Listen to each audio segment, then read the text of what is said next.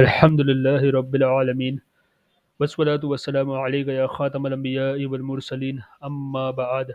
فأعوذ بالله من الشيطان الرجيم بسم الله الرحمن الرحيم السلام علیکم ورحمۃ اللہ تعالی وبرکاتہ۔ آج ہمارا درس سورہ بقرہ کی آیت نمبر 232 سے 248 تک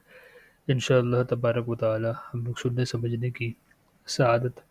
حاصل کریں گے۔ آغاز کرنے سے پہلے درود مبارکہ حصول برکت کے لیے پڑھ لیجیے صلی اللہ علیہ سیدنا محمد النبی الامی وعلی آلہ وسلم، صلی اللہ علیہ سیدنا محمد النبی الامی وعلی آلہ وسلم،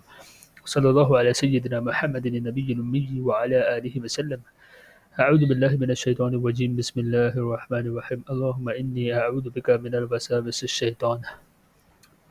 اللهم رب زدنا علما نافعا اللهم افتح علينا حكمتك وانشر علينا رحمتك يا ذا الجلال والإكرام۔ اللہ تبارک و تعالیٰ کی رضا کے لیے علم سیکھنے کی نیت کر لیتے ہیں، انشاءاللہ تبارک و تعالیٰ جو سیکھیں گے اس کو دوسروں تک بھی پہنچانے کی کوشش کریں گے۔ صلو علی الحبیب صلی اللہ تعالی علی سیدنا محمد النبی الامی وعلی آلہ وسلم۔ اور جب تم عورتوں کو طلاق دو اور ان کی میعاد پوری ہو جائے یعنی ان کی عدت گزر چکی تو اے عورتوں کے ولیوں انہیں نہ روکو اس سے کہ اپنے شوہروں سے نکاح کر لے جن کو انہوں نے اپنے نکاح کے لیے تجویز کیا ہو، خواہ وہ نئے ہو یا وہی جن لوگوں نے طلاق دیا تھا یا ان سے پہلے جو طلاق دے چکے تھے، جبکہ آپس میں موافق شرع رضامند ہو جائے اپنے کفو میں مہر مثل پر، کیونکہ اس کے خلاف کی صورت میں اولیاء اعتراض اور تعرض کا حق رکھتے ہیں۔ یہ کوفو اور مہر مثل جو ہے نا انشاءاللہ تبارک و تعالیٰ ہم لوگ ڈیٹیل سے بہار شریعت میں دیکھیں گے اس کو۔ شان نزول ماکل بن، تھوڑا سا زوم کر دیتا ہوں میں،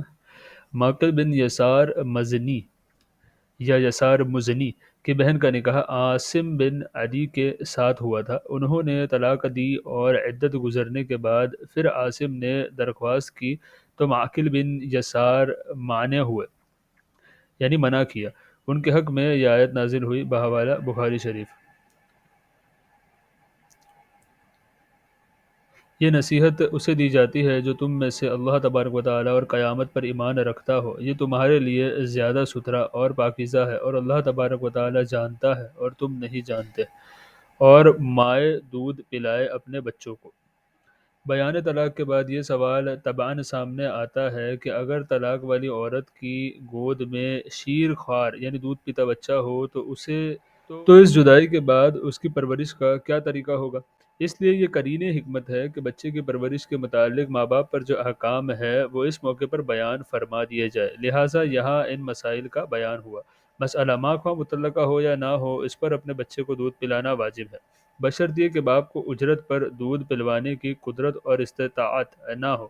یا کوئی دودھ پلانے والی میسر نہ آئے، یا بچہ ماں کے سوا اور کسی کا دودھ قبول نہ کرے۔ اگر یہ باتیں نہ ہو یعنی بچے کی پرورش خاص ماں کے دودھ پر موقوف نہ ہو، یعنی صرف بچے ماں کے دودھ کے علاوہ وہ اور بھی کوئی چیزیں کھاتا پیتا ہو، یعنی اس کو ٹوٹل ڈپینڈنسی ماں کے دودھ پر نہ ہو، تو ماں پر دودھ پلانا واجب نہیں، مستحب ہے، بحوالہ تفسیر احمدی جمل وغیرہ۔ پورے 2 برس اس کے لیے جو دودھ کی مدت پوری کرنی چاہے، یعنی اس مدت کا پورا کرنا لازم نہیں اگر بچے کو ضرورت نہ رہے اور دودھ چھڑانے میں اس کے لیے خطرہ نہ ہو۔ ٹھیک ہے، اگر بچے کو کوئی خطرہ ہو دودھ چھڑانے میں تو پھر جائز نہیں ہے نا، خطرہ نہ ہو تو اس سے کم مدت میں بھی چھڑانا جائز ہے۔ اور اس چیز کو دھیان رکھیے کہ صرف 2 سال ہی کی میگزیمم عمر ہے، ٹھیک ہے، اس سے زیادہ دودھ پلانے کی اجازت نہیں ہے، بحوالہ تفسیر احمدی خازن وغیرہ۔ اور جس کا بچہ ہے یعنی والد اس انداز بیان سے معلوم ہوا کہ نسب باپ کی طرف رجوع کرتا ہے، اس پر عورتوں کا کھانا پہنانا ہے حسب دستور۔ مسئلہ بچے کی پرورش اور اس کو دودھ پلوانا باپ کے ذمے واجب ہے، اس کے لیے وہ دودھ پلانے والی مقرر کرے، لیکن اگر ماں اپنی رغبت سے بچے کو دودھ پلائے، یعنی اپنی محبت سے اگر ماں بچے کو دودھ پلائے تو مستحب ہے۔ مسئلہ: شوہر اپنی زوجہ پر بچے کے دودھ پلانے کے لیے جبر نہیں کر سکتا، اور نہ عورت شوہر سے بچے کی دودھ پلانے کی اجرت طلب کر سکتی ہے جب تک کہ اس کے نکاح میں ہو یا عدت میں رہے۔ مسئلہ: اگر کسی شخص نے اپنی زوجہ کو طلاق دی اور عدت گزر چکی تو وہ اس سے بچے کی دودھ پلانے کی اجرت لے سکتی ہے۔ مسئلہ: اگر باپ نے کسی عورت کو اپنے بچے کے دودھ پلانے پر با اجرت یعنی تنخواہ دے کر کے با اجرت مقرر کیا اور اس کی ماں اسی اجرت پر یا بے معاوضہ، ٹھیک ہے، دودھ پلانے پر راضی ہوئی تو ماں ہی دودھ پلانے کی زیادہ مستحق ہے، اور اگر ماں نے زیادہ اجرت طلب کی تو باپ کو اس سے دودھ پلوانے پر مجبور نہ کیا جائے گا۔ بحوالہ تفسیر احمدی اور مدارک۔ المعروف سے مراد یہ ہے کہ حسب حیثیت ہو، بغیر تنگی اور فضول خرچی کے، ہے نا، زیادہ اسراف نہیں کیا جائے گا۔ کسی جان پر بوجھ نہ رکھا جائے گا مگر اس کے مقدور بھر، ماں کو ضرر نہ دیا جائے اس کے بچے سے، یعنی اس کو اس کے خلاف مرضی دودھ پلانے پر مجبور نہ کیا جائے، اور نہ اولاد والے کو اس کی اولاد سے زیادہ اجرت طلب کر کے، یا ماں ضرر نہ دے اپنے بچوں کو اور نہ اولاد والا اپنی اولاد کو۔ ماں کا بچے کو ضرر دینا یہ ہے کہ اس کو وقت پر دودھ نہ دے اور اس کی نگرانی نہ رکھے، یا اپنے ساتھ مانوس کر لینے کے بعد چھوڑ دے۔ اور باپ کا بچے کو ضرر دینا یہ ہے کہ مانوس بچے کو ماں سے چھین لے یا ماں کے حق میں کوتاہی کرے جس سے بچے کو نقصان پہنچے۔ اور جو باپ کا قائم مقام ہے اس پر بھی ایسا ہی واجب ہے۔ پھر اگر ماں باپ دونوں آپس کی رضا اور مشورے سے دودھ چھڑانا چاہے تو ان پر گناہ نہیں، اور اگر تم چاہو کہ دائیوں سے اپنے بچوں کو دودھ پلواؤ تو بھی تم پر مضائقہ نہیں، جبکہ جو دینا ٹھہرا تھا، یعنی جو اجرت تھی جو دینا ٹھہرا تھا، بھلائی کے ساتھ انہیں ادا کرو، اور اللہ تبارک و تعالیٰ سے ڈرتے رہو، اور جان رکھو کہ اللہ تبارک و تعالیٰ تمہارے کام دیکھ رہا ہے۔ ترجمہ: اور تم میں جو مرے اور بیویاں چھوڑے وہ 4 مہینے 10 دن اپنے آپ کو روکے رہے۔ حاملہ کی عدت تو واضح حمل یعنی کہ جب تک کہ حمل یہ نہ ہو جائے، ہے نا، مطلب بچہ پیدا نہ ہو جائے تب تک، یعنی بچہ پیدا ہونے تک ہے، جیسا کہ سورہ طلاق میں مذکور ہے۔ یہاں غیر حاملہ کا بیان ہے جس کا شوہر مر جائے، اس کی عدت 4 ماہ 10 روز ہے۔ اس مدت میں نہ وہ نکاح کرے، نہ اپنا مسکن چھوڑے، نہ بے عذر تیل لگائے، نہ خوشبو لگائے، نہ سنگار کرے، نہ رنگین اور ریشمی کپڑے پہنے، نہ مہندی لگائے، نہ جدید نکاح کی بات چیت کھل کر کرے، اور جو طلاق بائن کی عدت میں ہو اس کا بھی یہی حکم ہے۔ البتہ جو عورت طلاق رجعی کی عدت میں ہو اس کو زینت اور سنگار کرنا مستحب ہے۔ تو جب ان کی عدت پوری ہو جائے تو اے والیو، تم پر مواخذہ نہیں اس کام میں جو عورتیں اپنے معاملے میں موافق شرع کرے، اور اللہ تبارک و تعالیٰ کو تمہارے کاموں کی خبر ہے۔ اور تم پر گناہ نہیں اس بات میں جو پردہ رکھ کر تم عورتوں کے نکاح کا پیام دو یا اپنے دل میں چھپا رکھو، یعنی عدت میں نکاح اور نکاح کا کھلا ہوا پیام تو ممنوع ہے، منع ہے، لیکن پردے کے ساتھ خواہش نکاح کا اظہار کرنا گناہ نہیں، مثلاً یہ کہے کہ تم بہت نیک عورت ہو، یا اپنا ارادہ دل ہی میں رکھے اور زبان سے کسی طرح نہ کہے۔ اللہ تبارک و تعالی جانتا ہے کہ اب تم ان کی یاد کرو گے اور تمہارے دلوں میں خواہش ہوگی، اس لیے تمہارے واسطے تعریض مباح کی گئی۔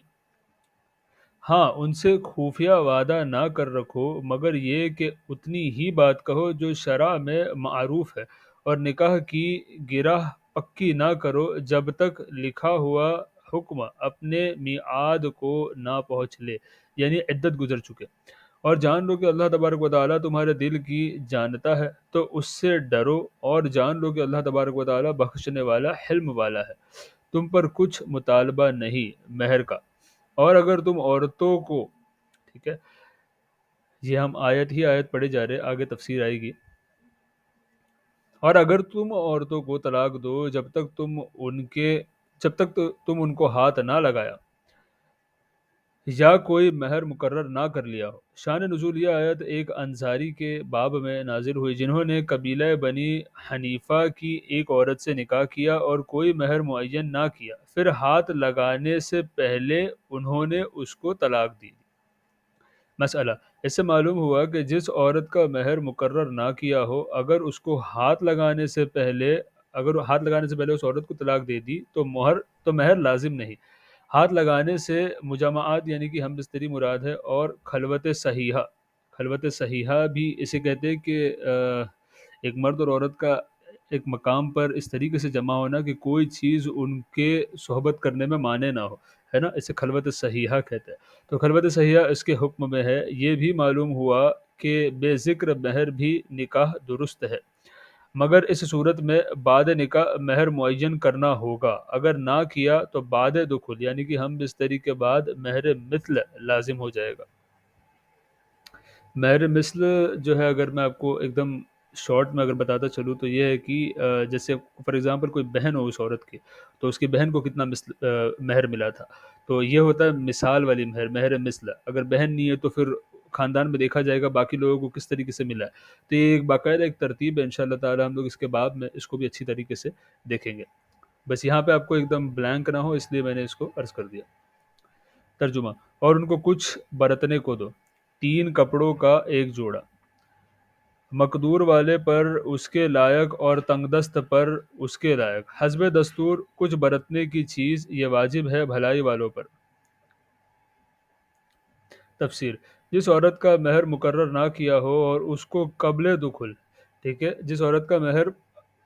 جو ہے مقرر نہ کیا تھا اور اس عورت کو قبل دخول ہی طلاق دے دی ہو، اس کو تو جوڑا دینا واجب ہے، اس کو جوڑا دینا یعنی کپڑے دینا واجب ہے، اور اس کے سوا یعنی اس کے علاوہ ہر متعلقہ کے لیے مستحب ہے، بحوالہ مدارک۔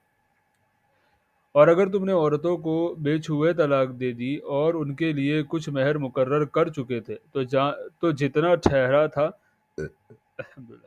اس کا آدھا واجب ہے، مگر یہ کہ عورتیں کچھ چھوڑ دے اپنے اس نصف میں سے یعنی اپنے اس آدھے میں سے، یا وہ زیادہ دے نصف سے جو اس صورت میں واجب ہے، یعنی آدھا واجب تھا اس سے زیادہ دیا، جس کے ہاتھ میں نکاح کی گرہ ہے یعنی کہ شوہر۔ اور اے مردو، تمہارا زیادہ دینا پرہیزگاری سے نزدیک تر ہے، اور آپس میں ایک دوسرے پر احسان کو بھلا نہ دو، بے شک اللہ تبارک و تعالیٰ تمہارے کام دیکھ رہا ہے۔ اس میں حسن سلوک اور مکارم اخلاق یعنی کہ اچھے اخلاق کی ترغیب ہے۔ نگہبانی کرو سب نمازوں کی، یعنی پنجگانہ فرض نمازوں کو ان کے اوقات پر یعنی کہ ان کے ٹائم پر ارکان اور شرائط کے ساتھ ادا کرتے رہو، یعنی تمام سنت و مستحبات فرائض و واجبات کے ساتھ اس کو ادا کیا جائے۔ اس میں 5 نمازوں کی فرضیت کا بیان ہے، اور اولاد اور ازواج کے مسائل اور احکام کے درمیان میں نماز کا ذکر فرمانا اس نتیجے پر پہنچتا ہے کہ ان کو ادائے نماز سے غافل نہ ہونے دو، اور نماز کی پابندی سے قلب کی اصلاح ہوتی ہے، جس کے بغیر معاملات کا درست ہونا متصور نہیں، یعنی کہ خود بھی نماز پڑھو اور گھر والوں کو بیوی بچوں کو بھی نماز سے غافل نہیں ہونے دو۔ اور بیچ کی نماز کی، حضرت امام ابو حنیفہ اور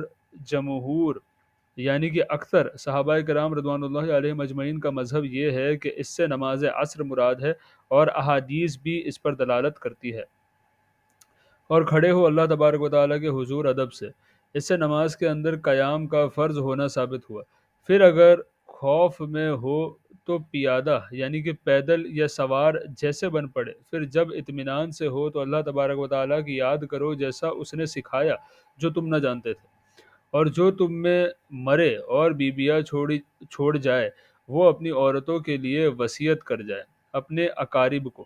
سال بھر تک نان اور نفقہ دینے کی بے نکالے۔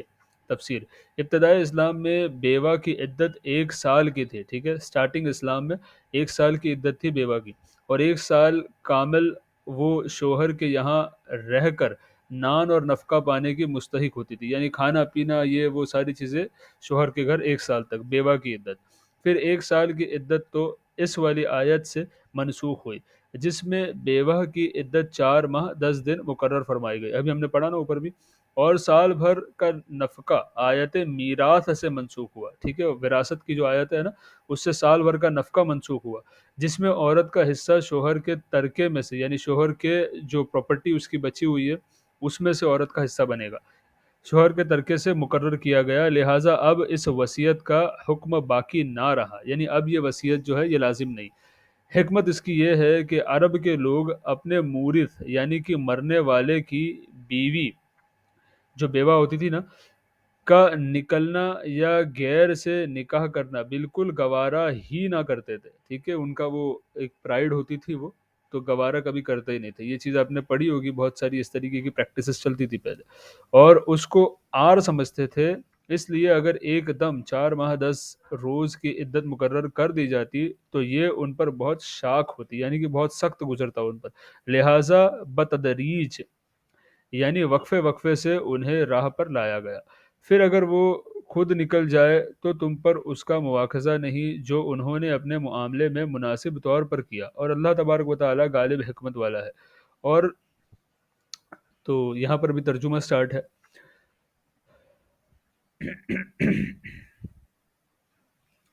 اور طلاق والیوں کے لیے بھی مناسب طور پر نان و نفقہ ہے، یہ واجب ہے پرہیزگاروں پر۔ اللہ تبارک و تعالی یوں ہی بیان کرتا ہے تمہارے لیے اپنی آیتیں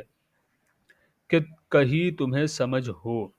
اے محبوب، کیا تم نے نہ دیکھا تھا انہوں نے جو اپنے گھروں سے نکلے اور وہ ہزاروں تھے موت کے ڈر سے، تو اللہ تبارک و تعالیٰ نے ان سے فرمایا مر جاؤ، پھر انہیں زندہ فرما دیا، بے شک اللہ تبارک و تعالیٰ لوگوں پر فضل کرنے والا ہے مگر اکثر لوگ ناشکرے ہیں۔ تفسیر: بنی اسرائیل کی ایک جماعت تھی جس کے بلاد یعنی شہر میں طاعون ہوا، تو وہ موت کے ڈر سے اپنی بستیاں چھوڑ بھاگے اور جنگل میں جا پڑے، بحکم الہی سب وہی مر گئے۔ کچھ عرصے کے بعد حضرت حزقیل علیہ السلام کی دعا سے انہیں اللہ تبارک و تعالی نے زندہ فرمایا اور وہ مدتوں زندہ رہے۔ اس واقعے سے معلوم ہوتا ہے کہ آدمی موت کے ڈر سے بھاگ کر جان نہیں بچا سکتا تو بھاگنا بیکار ہے، جو موت مقدر ہے وہ ضرور پہنچے گی۔ بندے کو چاہیے کہ رضائے الہی پر راضی رہے۔ مجاہدین کے لیے یعنی اللہ تبارک و تعالیٰ کے لیے جہاد کرنے والے مجاہدین کو بھی سمجھنا چاہیے کہ جہاد سے بیٹھ رہنا موت کو دفع نہیں کر سکتا، لہٰذا دل مضبوط رکھنا چاہیے اور لڑو اللہ تبارک و تعالیٰ کی راہ میں، اور موت سے نہ بھاگو جیسا بنی اسرائیل بھاگے تھے، کیونکہ موت سے بھاگنا کام نہیں آتا، اور جان لو کہ اللہ تبارک و تعالیٰ سنتا جانتا ہے کوئی جو اللہ تبارک و تعالیٰ کو قرض حسنہ دے، یعنی راہ خدا میں اخلاص کے ساتھ خرچ کرے۔ راہ خدا میں خرچ کرنے کو قرض سے تعبیر فرمایا، یہ کمال لطف و کرم ہے، بندہ اس کا بنایا ہوا، یعنی اللہ تعالیٰ نے بندے کو بنایا اور بندے کا مال اللہ تبارک و تعالیٰ کا عطا فرمایا ہوا، حقیقی مالک اللہ تبارک و تعالیٰ ہے ان تمام چیزوں کا، اور بندہ اس کی عطا سے مجازی یعنی کہ عارضی طور پر کچھ دیر کے لیے ملک رکھتا ہے، اس کی ملکیت رکھتا ہے، اس کا مالک ہے، مگر قرض سے تعبیر فرمانے یعنی قرض کا نام دینے میں یہ دل نشی کرنا منظور ہے کہ جس طرح قرض دینے والا اطمینان رکھتا ہے کہ اس کا مال ضائع نہیں ہوا، وہ اس کے واپسی کا مستحق ہے، ایسے ہی راہ خدا میں خرچ کرنے والے کو اطمینان رکھنا چاہیے کہ وہ اسے انفاق کی جزا بالیقین پائے گا، یعنی وہ جو اس نے اللہ تعالیٰ کی راہ میں خرچہ کیا اس کی جزا وہ بالیقین پائے گا اور بہت زیادہ پائے گا، تو اللہ تبارک و تعالیٰ اس کے لیے بہت گناہ بڑھا دے، یعنی اس نے دیا 10 رہے گا، اللہ چاہے اس کو 7,000 10 کروڑ اس کی نیکیاں دے دے، تو اس کے لیے بہت گناہ بڑھا دے، اور اللہ تبارک و تعالیٰ تنگی اور کشادگی اور وسعت کرتا ہے، جس کے لیے چاہے روزی تنگ کرے، جس کے لیے چاہے وسیع فرمائے، تنگی اور فراخی اس کے قبضے میں ہے، اور وہ اپنی راہ میں خرچ کرنے والے سے وسعت کا وعدہ فرماتا ہے۔ سبحان اللہ۔ اور تمہاری اسی کی طرف اور تمہیں اسی کی طرف پھر جانا۔ اے محبوب، کیا تم نے نہ دیکھا بنی اسرائیل کے ایک گروہ کو جو موسیٰ علیہ السلام کے بعد ہوئے؟ حضرت موسیٰ علیہ نبینا علیہ الصلوۃ والسلام کے بعد جب بنی اسرائیل کی حالت خراب ہوئی اور انہوں نے عہد الہی کو، یعنی اللہ تعالیٰ سے جو ان کا وعدہ تھا، ہے نا، یعنی جو احکامات ان پر نازل ہوئے تھے، عہد الہی کو فراموش کیا، بت پرستی میں مبتلا ہوئے، سرکشی اور بد افعالی یعنی گندے کام کرنے لگے، انتہا کو پہنچ گئے ان کے گندے کام، تو ان پر قوم جالوت مسلط ہوئی، جس کو امالکہ کہتے ہیں، کیونکہ جالوت املیک بن عاد کی اولاد سے ایک نہایت جابر بادشاہ تھا۔ اس کی قوم کے لوگ مصر اور فلسطین یعنی کہ ایجپٹ اور پیلسٹائن، فلسطین کے درمیان بحر روم کے ساحل پر رہتے تھے۔ انہوں نے بنی اسرائیل کے شہر چھین لیے، آدمی گرفتار کیے، طرح طرح کی سختیاں کی۔ اس زمانے میں کوئی نبی قوم بنی اسرائیل میں موجود نہ تھا۔ خاندان نبوت سے صرف ایک بی بی باقی رہی تھی جو حاملہ تھی۔ ان کے فرزند تولد یعنی کہ پیدا ہوئے، ان کا نام اشموئیل رکھا۔ جب وہ بڑے ہوئے تو انہیں علم توریت حاصل کرنے کے لیے بیت المقدس میں ایک کبیر السن یعنی کہ ایک بزرگ عالم کے سپرد کیا۔ وہ آپ کے ساتھ کمال شفقت کرتے اور آپ کو فرزند کہتے۔ جب آپ سن بلوغ کو پہنچے یعنی کہ جب بالغ ہوئے تو ایک شب آپ اس عالم کے قریب آرام فرما رہے تھے کہ حضرت جبرائیل علیہ السلام نے اس عالم کی آواز میں یا اشمعیل کہہ کر پکارا۔ آپ عالم کے پاس گئے اور فرمایا کہ آپ نے مجھے پکارا۔ عالم نے بائے خیال کے انکار کرنے سے کہا، آپ ڈر نہ جائیں، یہ کہہ دیا کہ فرزند تم سو جاؤ۔ پھر دوبارہ حضرت جبرائیل علیہ السلام نے اسی طرح پکارا اور حضرت اشمعیل علیہ السلام عالم کے پاس گئے۔ عالم نے کہا کہ اے فرزند، اب اگر میں تمہیں پھر پکاروں تو تم جواب نہ دینا۔ تیسری مرتبہ میں حضرت جبرائیل علیہ السلام ظاہر ہو گئے اور انہوں نے بشارت دی کہ اللہ تبارک و تعالیٰ نے آپ کو نبوت کا منصب عطا فرمایا، آپ اپنی قوم کی طرف جائے اور اپنے رب کے احکام پہنچائے۔ جب آپ قوم کی طرف تشریف لائے انہوں نے تکذیب کی یعنی کہ انہوں نے جھٹلایا اور کہا کہ آپ علیہ الصلوۃ والسلام اتنی جلدی نبی بن گئے، یعنی آپ اتنی جلدی نبی بن گئے، اچھا اگر آپ نبی ہے تو ہمارے لیے ایک بادشاہ قائم کیجئے، بہوالا خازن وغیرہ۔ جب اپنے ایک پیغمبر سے بولے ہمارے لیے کھڑا کر دو ایک بادشاہ کہ ہم خدا کی راہ میں لڑے، نبی نے فرمایا کیا تمہارے انداز ایسے ہے کہ تم پر جہاد فرض کیا جائے؟ تو پھر نہ کرو۔ بولے ہمیں کیا ہوا کہ ہم اللہ تبارک و تعالیٰ کی راہ میں نہ لڑیں، حالانکہ ہم نکالے گئے ہیں اپنے وطن اور اپنی اولاد سے، کہ قوم جالوت نے ہماری قوم کے لوگوں کو ان کے وطن سے نکالا، ان کی اولاد کو قتل اور غارت کیا، 440 شاہی خاندان کے فرزندوں کو گرفتار کیا۔ جب حالات یہاں تک پہنچ چکے تو اب ہمیں جہاد سے کیا چیز مانع ہو سکتی ہے، یعنی ہم کیوں رکیں گے، یہ وہ لوگ کہنا چاہ رہے۔ تب نبی اللہ کی دعا سے اللہ تبارک و تعالیٰ نے ان کی درخواست قبول فرمائی اور ان کے لیے ایک بادشاہ مقرر کیا اور جہاد فرض فرمایا، بہوالا خازن۔ تو پھر جب ان پر جہاد فرض کیا گیا منہ پھیر گئے، مگر ان میں کے تھوڑے جن کی تعداد اہل بدر کے برابر 313 تھی، اور اللہ تبارک و تعالیٰ خوب جانتا ہے ظالموں کو۔ اور ان سے ان کے نبی نے فرمایا بے شک اللہ تبارک و تعالیٰ نے طالوت کو تمہارا بادشاہ بنا کر بھیجا ہے۔ طالوت بنیامین بن حضرت یعقوب علیہ السلام کی اولاد سے ہے، آپ کا نام طول قامت کی وجہ سے طالوت ہے۔ حضرت اشمعیل علیہ السلام کو اللہ تبارک و تعالیٰ کی طرف سے ایک عصا ملا تھا اور بتایا گیا تھا کہ جو شخص تمہارے قوم کا بادشاہ ہوگا اس کا قد اس عصا کے برابر ہوگا۔ آپ نے اس عصا سے طالوت کا قد ناپ کر فرمایا کہ میں تم کو بحکم الہی بنی اسرائیل کا بادشاہ مقرر کرتا ہوں، اور بنی اسرائیل سے فرمایا کہ اللہ تبارک و تعالیٰ نے طالوت کو تمہارا بادشاہ بنا کر بھیجا، بہوالا خازن و جمل۔ بولے اسے ہم پر بادشاہی کیوں کر یعنی کیسے ہوگی؟ بنی اسرائیل کے سرداروں نے اپنے نبی حضرت اشمعیل علیہ السلام سے کہا کہ نبوت تو لاوا بن یعقوب علیہ السلام کی اولاد میں چلی آتی ہے اور سلطنت یہود بن یعقوب کی اولاد میں۔ اور طالوت ان دونوں خاندانوں میں سے نہیں ہے، تو بادشاہ کیسے ہو سکتا ہے؟ اور ہم اس سے زیادہ سلطنت کے مستحق ہیں، اور اسے مال میں بھی وسعت نہیں دی گئی۔ وہ غریب شخص ہے، بادشاہ کو صاحب مال ہونا چاہیے۔ فرمایا اسے اللہ تبارک و تعالی نے تم پر چن لیا، یعنی سلطنت ورثہ نہیں کہ کسی نسل اور خاندان کے ساتھ خاص ہو، یہ محض فضل الہی پر ہے۔ اس میں شیعہ کا رد ہے جن کا اعتقاد یہ ہے کہ امامت وراثت ہے اور اسے علم اور جسم میں کشادگی زیادہ دی ہے، یعنی نسل اور دولت پر سلطنت کا استحقاق نہیں، علم اور قوت سلطنت کے لیے بڑے معین ہیں، یعنی علم اور قوت سلطنت کے لیے زیادہ مددگار ہے انسٹیڈ آف نسل اور دولت وغیرہ۔